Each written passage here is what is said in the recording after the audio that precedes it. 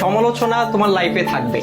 তুমি যতদিন বেঁচে থাকবা ততদিন তোমার লাইফে সমালোচনা থাকবে, অবহেলা থাকবে, অবজ্ঞা থাকবে, তুচ্ছ-তাচ্ছিল্য থাকবে। এটাই স্বাভাবিক, এটাই জীবন।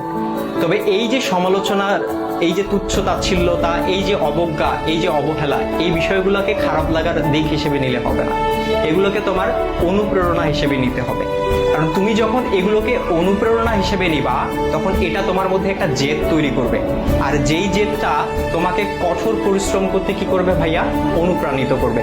তোমার কঠোর পরিশ্রম করতে গিয়ে তোমার সব ধরনের ক্লান্তিগুলোকে দূর করে দিবে। আর যখন তুমি একবার কঠোর পরিশ্রম করতে শিখে যাবা, তখন স্যাক্রিফাইসের যে বিষয়টা, এই বিষয়টা তোমার মধ্যে অটো চলে আসবে।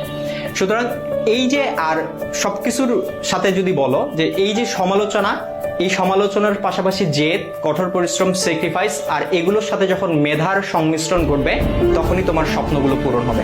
সুতরাং সমালোচনাকারীর এই যে সমালোচনা, এই যে অবজ্ঞা, এই যে অবহেলা, এই যে তুচ্ছ-তাচ্ছিল্যতা, এই বিষয়গুলোকে তোমরা কখনো খারাপ বিষয় হিসেবে নিও না, বা খারাপ লাগার বিষয় হিসেবে নিও না। এগুলো